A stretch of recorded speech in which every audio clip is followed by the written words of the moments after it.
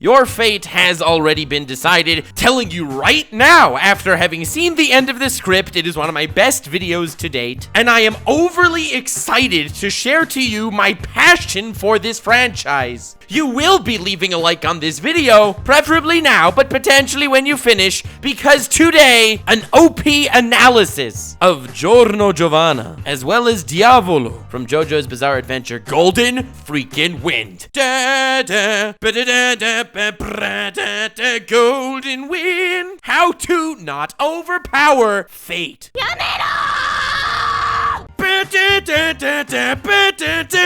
Can you not tell I'm too excited for this video? I'm gonna be first to tell you every time that every part of JoJo is brilliant in its own way. Each one is crafted from an entirely different standpoint, so even though I love the entire vibe of JoJo's that carries out throughout every part, every individual part brings something entirely new to the table. Whether it's the Society of Morio in Part 4 or the Adventure of Part 3, there is something to love everywhere. JoJo's Part 5 for me had far more thematic relevance than any other part up till this point. As opposed to Part 4, which I loved from a psychological standpoint, I love Part 5 from a philosophical one. Strange as that sounds, you have these garishly dressed muscular dudes beating the crap out of each other with the single most entertaining power system of all time, and I'm going to be talking about the philosophy of JoJo's Bizarre Adventure and why that makes Giorno as well as Diavolo two of the greatest characters Shonen has ever manufactured. Two characters that can potentially overpower fate itself. So now this is going to be a very interesting video.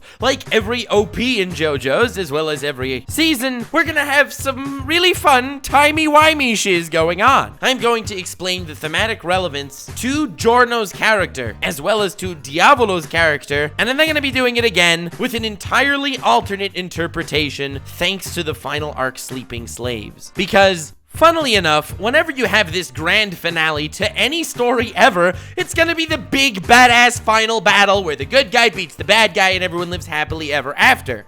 That is not the final arc of JoJo's Part 5. The final arc is a flashback to before the story began and before Giorno is even introduced to the gang. So I'm going to talk about why the series is thematically brilliant without that arc. And then I'm going to talk about how that arc changes the entire story from point one, where everything you thought was genius until there barely scratched the surface of what this season has to offer. There's some advanced warning for you. So now let's talk about fate. Fate in anime is fascinating. In fact, whenever fate as a topic is tackled in any medium, I'm immediately drawn in because it's some metaphysical reality that there is no way to prove if it actually exists or if it doesn't. That said, fate itself rears its head in so many different ways in different media, whether it's overcoming fate or whether there is no way to change your fate. They're two very interesting glances at the world and entirely different perspectives of how we inhabit this world. Now, until this point, my favorite example of this was Berserk. Berserk is my second favorite manga of all time, and the theme of fate runs rampant. I'm not gonna have any spoilers for that here because, oh, why the hell would I do that? Also, I don't want to spoil an OP analysis on Guts that may or may not be happening soon. But the theme of fate is very present in Berserk,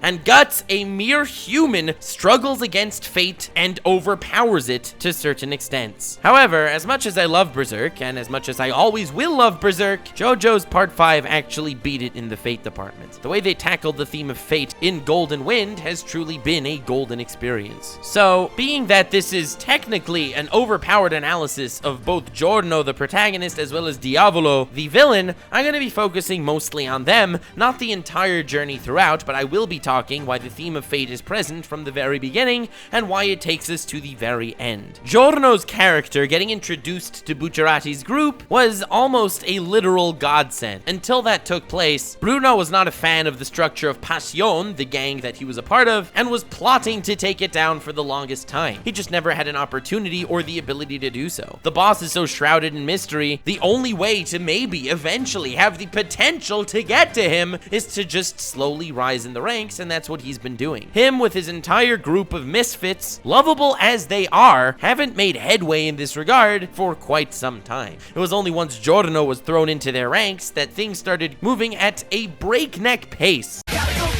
And they started on this massive adventure that brings them to where they are at the finale, with literally no stopping in between. Yeah. One thing I love about the stand power system in JoJo's Bizarre Adventure, even though no one talks about this, people just talk about how, you know, it has the best fights in anime, which, well, it's true, not gonna lie. But also, as far as character development-wise, a large complaint to the JoJo series is that the characters very often are relatively stagnant. There isn't large amounts of character development, but there is large amount of character exploration. Everyone's stand is their subconscious taking an ethereal form to fight for them. And I can use literally any character from any arc of JoJo's as an example of this. Abakio's moody blues allows him to turn back time because he made a dreadful error that led to one of his friend's deaths in the past. Mista's pistols are always bickering with each other, flying around, veering bullets everywhere, haphazardly arguing with each other while fighting opponents, not paying much attention to anything but their simple existence, just like Mista is stated again and again to just be a simple fellow, and that made him the best character in the entire part, but that's irrelevant. And Fugo's stand, Purple Haze, is this absolutely disgusting creature that's covered in vials that when shattered, poisonous gas shiz comes out and literally melts everyone around him, making it ridiculously overpowered. Just like Fugo, on the outside is a genius, but has a ridiculous temper on the inside due to a relatively difficult childhood, which causes him to hate his inner self, just like he hates the disgustingness of his stand, a representation of his inner self. Here's an easy one. What's 6 times 3? Hamburger.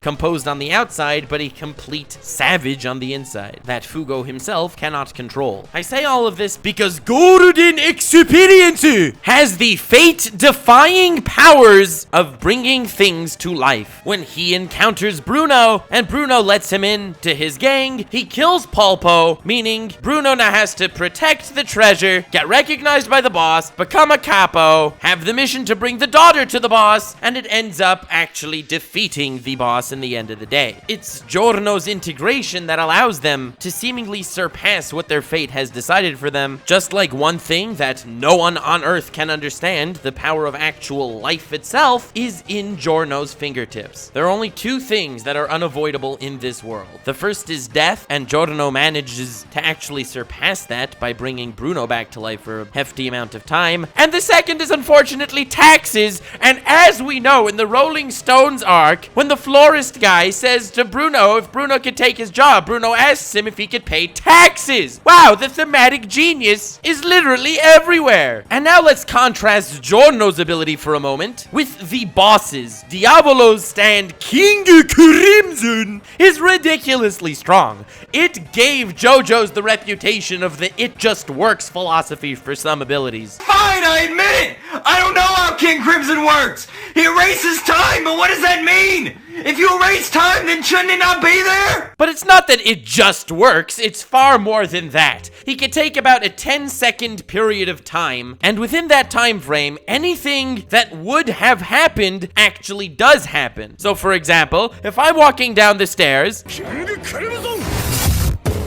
you will skip 10 seconds into the future, and I will find myself at the bottom of the stairs. I will have no recollection of that time, only that it happened the way fate decided for it to happen. The only one that can change their fate within those 10 seconds is Diavolo himself. Within those 10 seconds, if someone is fated to die, they will die. Except for Diavolo, because within those 10 seconds, he is fully conscious, and he can avoid it. Because, of course, he has another ability, Precognition, that can let him see the future by 10 seconds. Yeah, he's like all sorts of broken. How are they gonna beat this guy that is literally a master of fate? His stand ability keeps everyone's fate in check, where whatever he divines to happen in the future to anyone else will happen to them without fail. However, he can tweak whatever fate decided for himself. It's a gruesomely terrifying ability, and it perfectly intertwines with the main theme of this series being fate. Giorno is the one who's going to change the fate of everyone in Bruno's gang, going going against a boss who has the power to freely manipulate his own fate. This is why the final battle between Giorno and Diavolo is so amazing, and this is why when Giorno actually awakens his Requiem stand, it is so beautiful, because it further highlights his purpose in the arc, especially when contrasting it with the boss. This newfound Requiem ability that it garners is the ability to return actions and willpower to a state of zero. So when the boss cuts out a snippet of time and prepares to destroy Giorno in that moment, all of that is immediately reverted to zero, and his ability actually does nothing. But it's more than that, because the boss's ability is a fate-changing power, and due to him literally cheating fate his entire life, he has become so reliant on the way he can just jump from fated destination to fated destination. So by Giorno activating Golden Experience Requiem at this time, all he really did is nullify the boss's ability to change fate. In other words, the boss's fate was sealed. But then, when Golden Experience Requiem attacked him, he sort of trapped his consciousness into a never-ending cycle of death. Every time he was about to die, experiencing great pain and whatever, that would be reset to zero, and he would be in some different universe, in some different reality, in some different scenario, where he would be experiencing death once again, and so on and so forth for all eternity. The amount of times he's cheated fate and the amount of lives he's taken is all being repaid to him in this moment where his fate is more than sealed, and he's paying back for all the lives he's taken one at a time. With interest. So now, if I were to ask you, what is the theme of JoJo's Part 5? Well, honestly, it's a pretty beautiful story, even though it's JoJo's. Yes, amazing fights, bombastic characters, and the theme that you can change your fate. You can become something of yourselves, and you can become a light and a hope for the people around you. There are two ways that people can change fate. There's the Giorno way, and there's the Diavolo way. The Giorno way is making something of yourself, relying in your friends, and nothing is set in stone. You have to be that golden experience, constantly looking forward, constantly looking upward, and grabbing the world by the balls. Bad touch, stranger danger.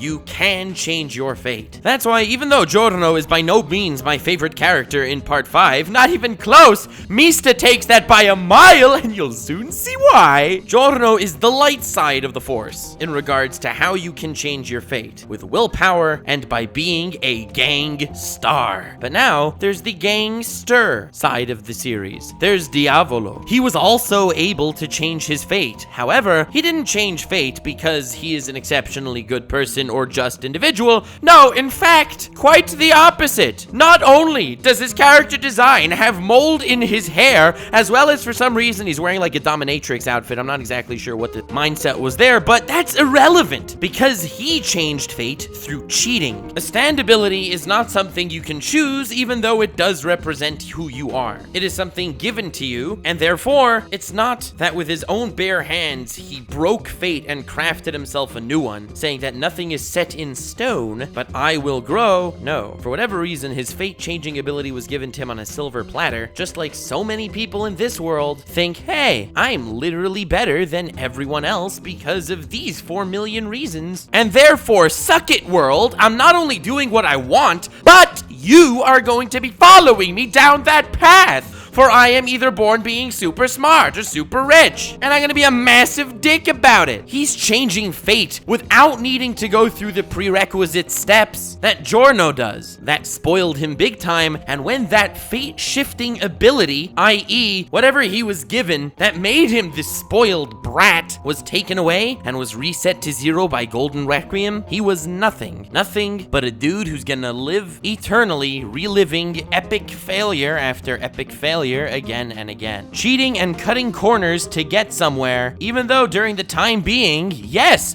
you're literally changing fate. Wow, how cool. It will bite you in the ass so hard when you get there. And that is the thematic difference between how Giorno changes fate and how Diavolo changes fate. And now, before moving on, I would like to briefly mention Risotto, because arguably the three most important characters in part 5 are Diavolo, Giorno, and Risotto. Yes, I know, I could say Bruno and I could say Mista because, well, yes, they're both awesome and shiz, but Giorno is a man that through his hard work and ambitions changed fate. Diavolo is a man who had to cheat to change fate and it eventually destroyed him, and Risotto is a man who could not change fate. He was not that beacon of hope and justice that allied with his friends to become something greater. He was purely in it for the present and for himself, and because of that, fate could not change for him. So, as I've mentioned in the beginning of this video, I am super proud of this video, so leave a like and subscribe! But I also mentioned something else, that everything I told you until now definitely would help me consider JoJo's Part 5 a fantastic story. Like, legit, JoJo's is one of my favorite anime, and this would have definitely been worthy of being called a JoJo's until this point. But then the final Rolling Stones arc showed up. A 2-episode arc after the final fight with Diavolo, and it changes my perspective, as well as all of our perspectives, on the entirety of the narrative. Instead of becoming a story about changing your fate, it's a story about how fate cannot be changed. A complete diametric opposite that, despite similar in some of the themes, flips everything on its head, telling an entirely different story the whole way through. And this is what made the Rolling Stones arc in JoJo's Part 5 one of my 5 favorite endings in anime, and one of my 5 favorite shonen arcs of all time. Now, being that I assumed you watched this series, you know, because I'm talking about the final arc, and I'm sure I'm gonna have some comments saying, oh my god, did this guy just literally spoil the ending of Part 5? And to that guy, hell yes I did. You son of a bitch! 聞かなくてよかった。もし逃げていたならこの余地を見ずしてやり過ごしてしまうところだった。くらえ！時は再び刻み始め。何？お前はもう死んでいる。Hamburger.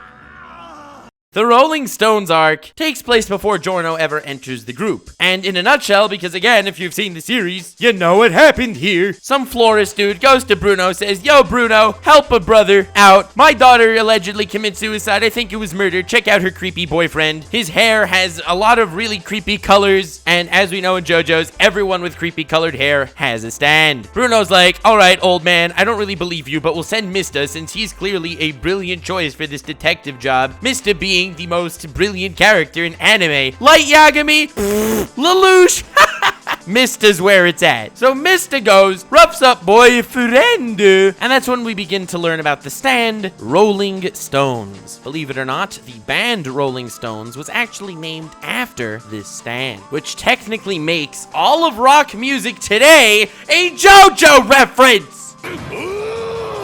Do you understand?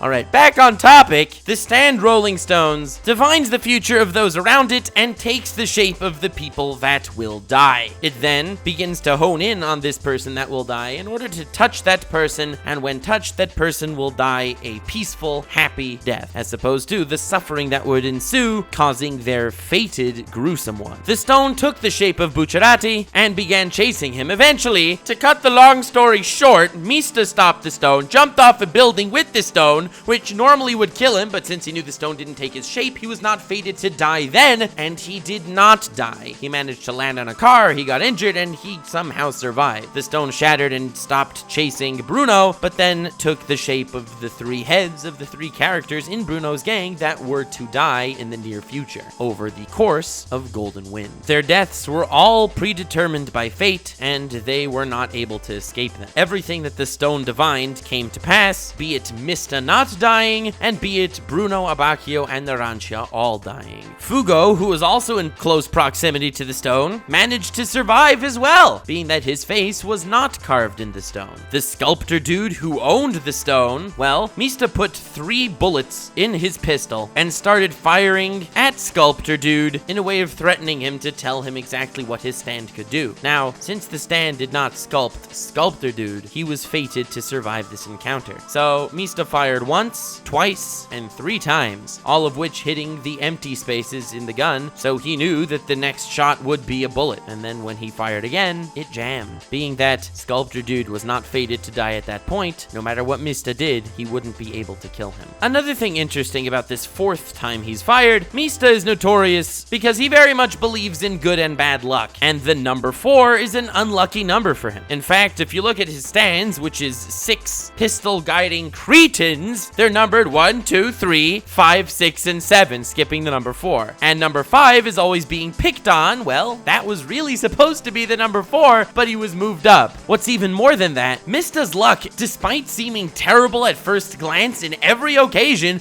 because no matter who he fights, his bullets end up hitting himself at some point or another, it always ends up working out for his favor because the actions that Mista takes always saves the day. In fact, if you look at Mista's backstory, he sees these 3 thug dudes sexually assaulting a girl and he steps in to stop them despite having no weapons. The 3 of them all take out pistols and start firing at him. Despite the fact that they are all firing at him, all the bullets are missing as he nonchalantly walks up to one of them, grabs the gun out of his hand, reloads the gun, and then with 3 shots kills the 3 of them. This backstory of Mista's was revealed in the very beginning of the series, and I just thought it was JoJo's being JoJo's, you know, with the bombastic ass storytelling that makes you fall in love with it. And this definitely fit into JoJo's vibe that we so love, but also means so much more for not only Mista's character, but for the entirety of part 5. In the final fights against Diavolo, the only characters highlighted heavily are firstly, obviously, Giorno, but secondly, definitely Mista. Again, this is not a Mista video, otherwise I would talk about his fight against White Album, which is my second favorite fight in the entirety of part 5, after Doppio versus Risotto, which still gives me chills. But the fact that Mista has this damning good luck, no matter how much harm befalls him, must mean he's fated to survive or something like that.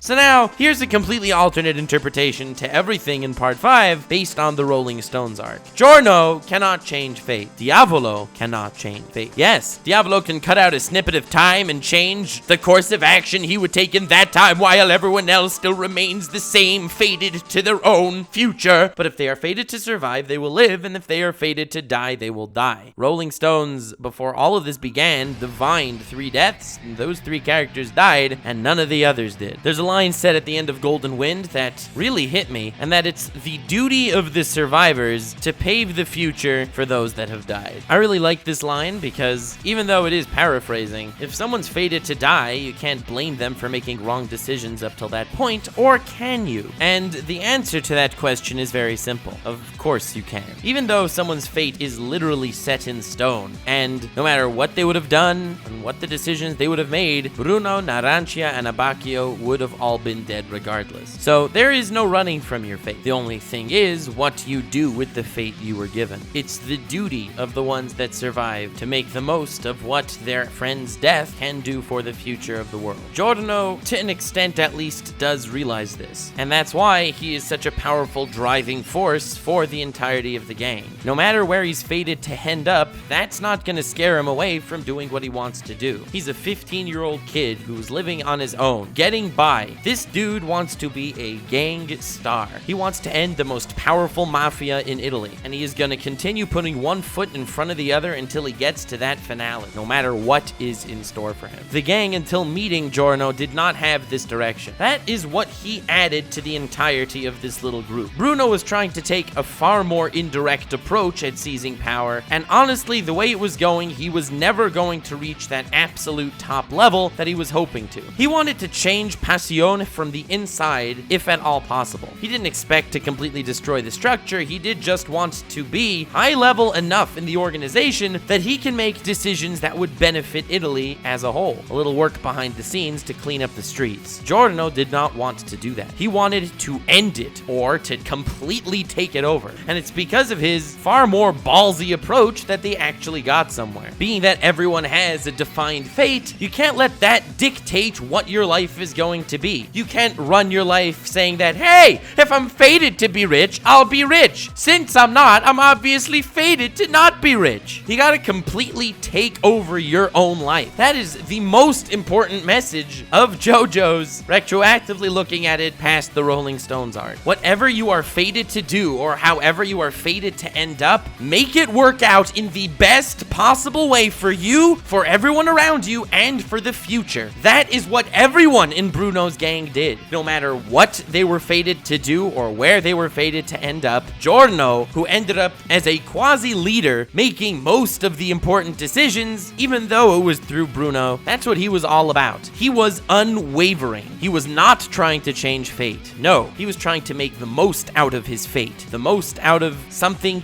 that cannot be changed for the future. As a bit of a metaphor to what I'm saying, look at your own past. Everyone's past at this point is unchangeable. I can't change anything that happened before right now anymore. The decision I made 5 minutes ago was made, and there is no going back. The question is, where do I take that decision that I made 5 minutes ago to bring me to where I will be in 5 minutes? And this is more than just quick 5-minute decision makings. Literally everything behind me right now, everything that is set in stone. How am I going to make the absolute most of it to be the best for me personally, for those around me, and for the overall future? I say that as a takeaway message because we don't know what we are fated to do, if fate even exists. But the answer to such a silly conundrum like that is, it does not matter if fate exists or not. In part 5 of JoJo's, you can view the entire story through the eyes of having the ability to change your fate, i.e. fate not being set in stone, or through the eyes of fate being completely unchangeable, i.e. set in stone. And even though I can argue the entire theme of the series is changed completely by looking at it from either of these two perspectives, they are far more similar than you realize. Whether Giorno changed fate to beat the boss because he believed in what's right and fought for the future, or whether he knew that fate was unchangeable, so he's gonna make the most of this unchangeable fate by becoming himself and fighting for the future, it is essentially the same thing from a different perspective. And looking at Diavolo, he is a guy who had to cheat to change fate, and because of that, he ended up completely destroying himself. Whereas if you'd say fate is not changeable, then he's a guy who does not want to sit down and commit to the fate he's given. He's constantly finding loopholes and ways to dodge inevitability. And the little thing that he eventually learned about inevitability is that it is inevitable. He did not try to make the most out of the fate he was given. He did not try to excel in what was forced upon him for the future. He tried to circumvent all of it. So if you were to ask me if my takeaway from JoJo's Part 5 is if fate exists or if it does not, the answer to that question, I think, is fairly obvious. I think Golden Wind is telling you that it doesn't matter. Make the most of yourself, make the best of yourself, be the best that you can be to grow to the next level. Don't get by cheats and loopholes. Become someone you are proud of. Be a golden experience for the people around you, and whatever is inevitable, make the most of it for the future. Giorno's dad, Dio, has a very famous line every single time he punches, and that is,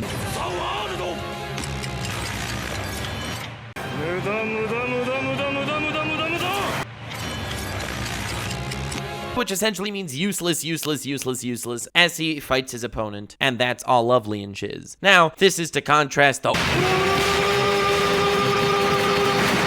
which is a slangy gang term for you wanna fight, but Dio isn't as straightforward as Jotaro. When Jotaro yells Ora, it's as a respect to his opponent that he will completely accept the fact that he himself may lose. He is not utterly superior than everyone else, but he's gonna do his best to win regardless. Dio's Muda useless line is to contrast that, saying that all that challenge Dio's reign are useless. All attempts to defeat me are futile. Dio yelling useless comes entirely from a pride standpoint, and that only enforces the lovable dick face asshole that Dio is. I still love him anyway. But Giorno, who does inherit certain traits from Dio, his pap, does have many things very different. One of those being, Giorno is exceedingly respectful. He harbors so much respect for people that he looks up to, be it Bruno, be it other people that he cares for, or be it the elderly, because he has a great relationship with everyone in his town, as shown in the beginning, since he goes out of his way to help other people. So why does he yell